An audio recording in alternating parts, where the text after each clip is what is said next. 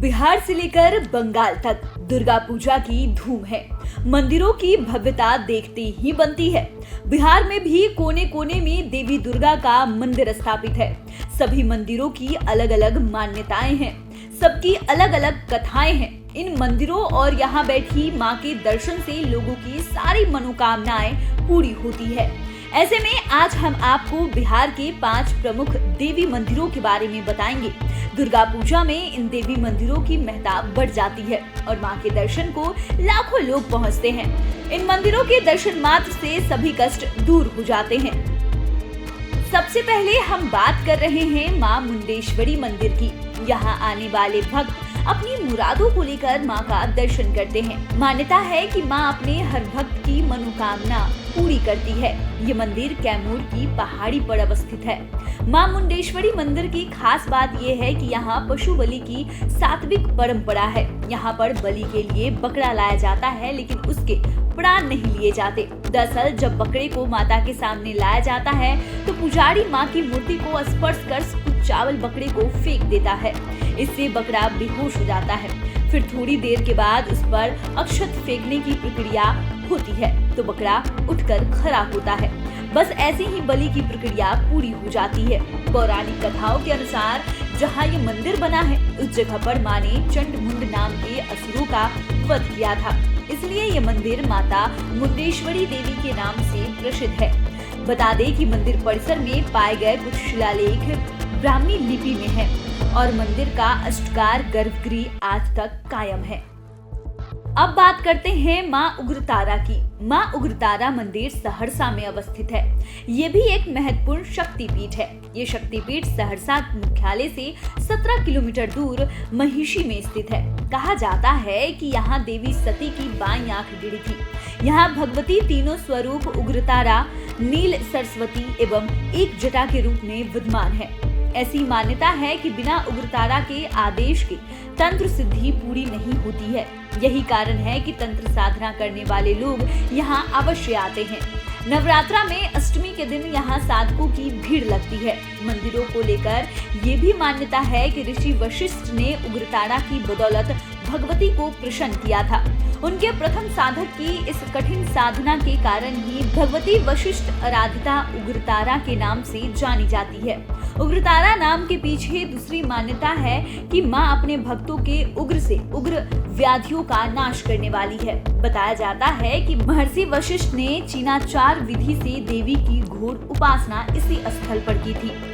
वहीं ये भी कहा जाता है कि मधुबनी के राजा नरेंद्र सिंह की पत्नी रानी पद्मावती ने 1735 में इस मंदिर का निर्माण करवाया था।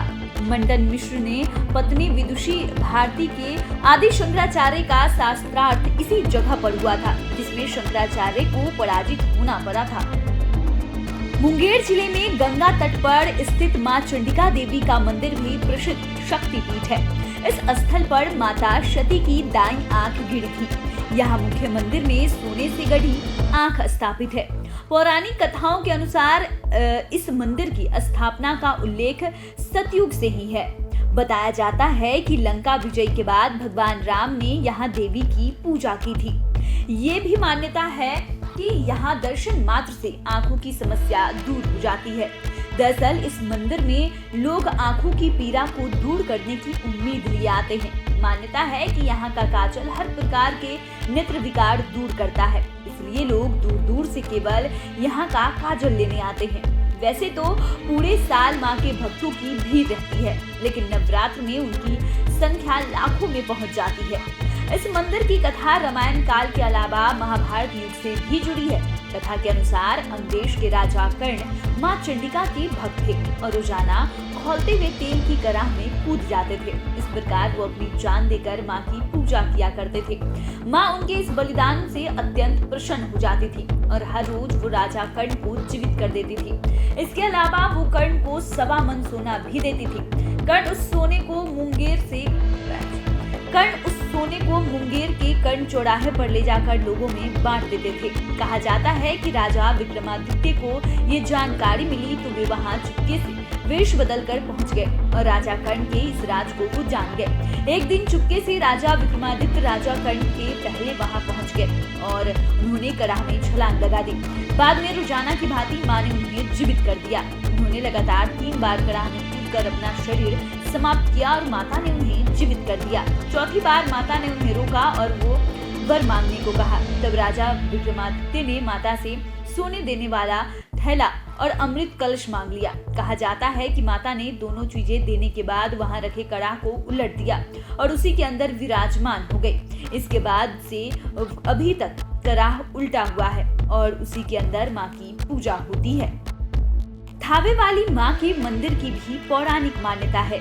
ये अलौकिक मंदिर गोपालगंज शहर मुख्यालय से 6 किलोमीटर की दूरी पर अवस्थित है। इस इलाके का नाम थावे है, इसलिए इस मंदिर का नाम थावे मंदिर पड़ गया और मां को थावे वाली मां कहा जाने लगा। मां थावे वाली को सिंहासनी भवानी, रहसु भवानी और थावे भवानी भी कहा जाता है।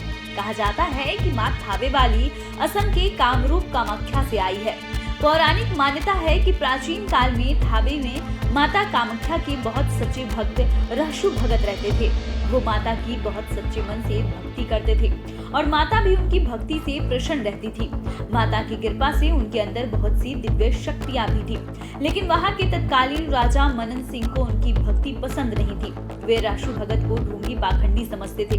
एक दिन राजा ने अपने दरबार में उनके साथ काफी अभद्र व्यवहार किया। भगत ने कहा कि हमें तो मां दर्शन भी देती है। रहसु भगत से ये बात सुनते ही राजा अत्यंत क्रोधित हो गए। उन्होंने भगवत को चुनौती दी, यदि तुम वास्तव में माता के सच्चे भक्त हो तो मेरे सामने माता को बुला कर दिखाओ, नहीं तो तुम्हें दंड दिया जाएगा। राजा के हट के आगे रहसु भगत लाचार हो गया। उनके आवाहन पर मां कामरूप कामाख्या से प्रस्थान किया और थावे पहुंची। कहा जाता है मां ने रहसु भगत के मस्तक को फाड़कर अपना कंगन दिखाया। इसके साथ ही राजा और उनके राजपाट का अंत हो गया।